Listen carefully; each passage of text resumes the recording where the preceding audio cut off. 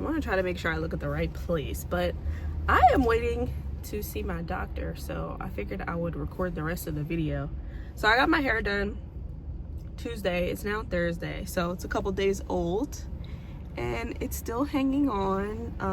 Of course, you know, this is the area that reverts the fastest, so I'm not really worried. Also, randomly, this is a no-no. I should not have my hair rubbing against this at all, so I'm gonna just take that off so I can stop thinking about it. But at this appointment, I did book a silk press. My last silk press was October 24th, I think, or 25th, one of those. It's now January 9th. So it was due time for me to get my ends trimmed again. So we did trim my ends and probably cut off a little bit more than what would be expected for the growth between that time, but my hair is still really dry. And I was telling my hairstylist, like, I feel like I'm starting to have the mindset that it's like permanently damaged, and so it's going to be transitioned out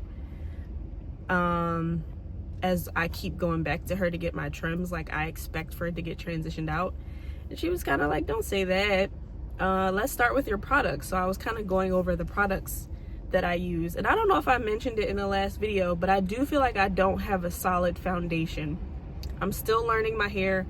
I'm still using a bunch of different products, so it's not easy for me to narrow down what is causing the issues, because I don't have a solid routine. And I attribute a lot of that to being a product junkie. Part of being a product junkie is using a bunch of crap, and then when it's time to solve a problem or like narrow down a problem, how you gonna pinpoint if you're using 72 different things? Okay, so you told me to send you the products that I use, and in doing this I threw away a lot of stuff, and I'm just embarrassed by how much is still left. So these are some of the shampoos and conditioners that I rotate. Really not too much of this, but I included it anyway. And then I have a full line of Sacred that I use. This Sunny Isle that I got from Target that's focused on hydration, allegedly. The full line of Orbe, also focused on moisture and hydration. And then this is that African Pride leave-in I was telling you about. And then some of the other leave-ins that I rotate. Mostly this one though, because I read that it was good for fine hair, the Camille Rose one. And then these are just the heat protectants. And I'm not really big on oil, but this is the oil that I found that I like. But yeah, those are all the products that I kept, mind you, from throwing a lot away. And I understand that. She also mentioned like not using all products geared to ethnic hair care, because she said sometimes it's so much coating that it's not penetrative. So instead of like penetrating my hair strands with moisture and like hydration and then sealing it in, she's like, you might just be coating your already dry strands. For example, I was telling her that I use the African Pride leave-in conditioner spray, I think it's like a 7-in-1 curl refresher or something like that. It's the spray though, not the lotion. And she was like, don't use that. I really liked the leave-in conditioner, but even though I like it, I can't lie and say that I'm not noticing my hair drying out 2 days later from whatever I'm using that day. My hair is drying out 2 days later, and I can feel it. Like, it'll feel great the same day, it'll feel even better the next day, and then on that second day, like full day, it's dried out again. And I can tell by the snagging. I can tell when she's blow drying my hair, because at first I thought, I'm like, is it just me and my technique? But I could tell with her too, like, it's snagging at the ends, which is why I told her, like, cut whatever you need to cut, because I at this point where I don't want the issues. I don't want the mechanical damage from not getting those ends cut and maintaining my hair in between the next trim. And also, it's just bad hair. Get rid of it, you know? I don't want to hold on to frayed ends. First of all, it hurts when you're well, she's gentle. She's not hurting me. I don't hurt myself, but I'm saying, like, when it's snagging through those raggedy ends, it doesn't feel good, and it doesn't have to be that way. So we got rid of them. And of course, I'll show you a video of what my hair looked like fresh out of the salon. You guys can refer back to the last video where I talked about my silk press. But so yeah, so that's where we're at. Still dealing with the dryness. Part of me wants to just get rid of everything that I have and start over. I also don't know if I mentioned it, but she recommended Pureology, the pink bottle, the hydration. Pureology is expensive, child. But oh yeah, that's what I was saying. So she was saying to buy products, some products that are geared towards the clear folk because they're more penetrative versus ours that are coating. So in my mind, because you know, sometimes it depends on your situation, what you take or suggestions that you take. So I interpreted that as a little bit of both. Like, when I'm doing my wash days, I want to focus on penetrative products. And when I'm reinforcing the moisture, I want to focus on penetrative products. When I'm sealing in the moisture after those penetrative products, I don't know, either one, that's when I can use the things that are more coating or like urban geared, or you know, like sealing with oil and things like that. But it has to penetrate first. I can't just coat it with bullshit. And that's how I interpreted that. So back to the drawing board. I'm thinking I have to maybe take some time and look at some products. Now, I don't know anything about my hair other than that it's in the 4C area. I have fine strands and it's coarse and coily. That's all I know. I don't know anything about porosity. I just feel like that's so far out of my expertise. I just know that it's dry. And maybe porosity would help me know. I'm not sure. I don't know.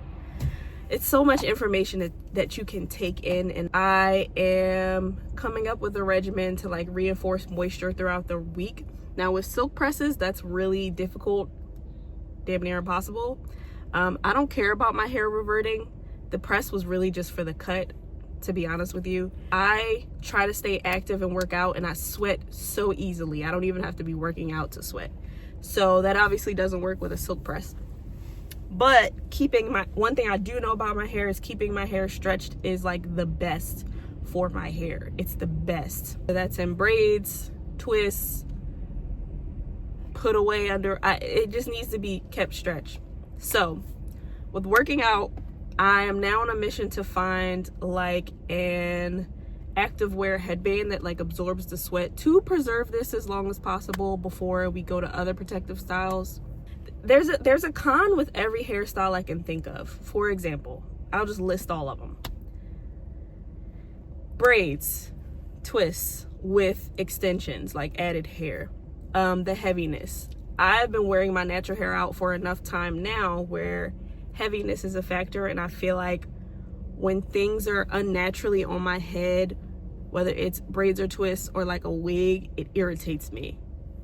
That's a very, you know, comfortable complaint that I can make.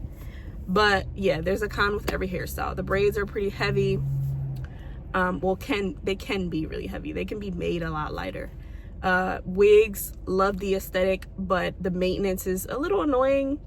And the forehead thing, like that, I'm hyper aware of my edges because I have a thin side, and so it being on my hairline or like rubbing my hairline kind of stresses me out on a day-to-day to make sure I'm not damaging my hair. But then also the lace maintenance itself, even in glueless units, the maintenance is like a thing. So that's annoying. I really am not willing to sacrifice the integrity of my hair anymore, which is what's largely making the other styles that are non-natural inconvenient, if that makes sense. So it's again, these are comfortable complaints that I'm making. There's bigger problems and bigger fish to fry, but this is a hair video. So yeah, I'm not really sure where I'm gonna go from here. I'm gonna wait till this reverts or gets to a point where it's just like not that cute anymore, and then we will, you know, go from there. I tried to get information from like actual trichologists because they have another level of understanding chemically when it comes to like hair and products. So I try to get information from them. I try my best not to jump into these random trends. I'm definitely not a part of the no oils, no butters thing. I'm definitely not a part of the dirty hair grows troop. I try not to follow those things because I'm still learning my hair, so I feel like I can't really risk. I don't put raw food on my head like eggs and stuff. Just those crazy trends I don't do. I got enough problems with all these products. I don't need to add on crazy experiments on my head, you know. Dang, y'all remember when people were putting monostat cream on their head all those years ago? That shit was crazy. Anyway, yeah, that's my update. So this is where we're at. Oh, another thing, paying attention to what your hair is rubbing up against. God, it seems like you can never do anything right. Like, and I think it was African Hair God that mentioned it about like the realistic expectation of like wear and tear on your hair. Like, there's going to be some level of wear and tear on your hair, whether it's rubbing up against something or just like some level of mechanical damage from manipulating it. Even if you don't manipulate your hair a lot, there's gonna be some level, which is why trims are so important to kind of keep at bay so that it doesn't get out of control, like that little damage within reason. And I'm just thinking about all of that because I don't know, I just always assume the worst, and I just assume that my hair has no point of return, and I just probably need to big chop, and I'm in denial. Like, I'm not really sure. Hope you guys enjoyed this. I wanted to make sure that I updated you guys on what was going on with my hair because I really do want to keep track of this and learn and document it, because I know somebody out there's always somebody in a little corner of the world somewhere that's like, yo, same, and that is enough for me. So yeah, I will talk to you guys in the next upload.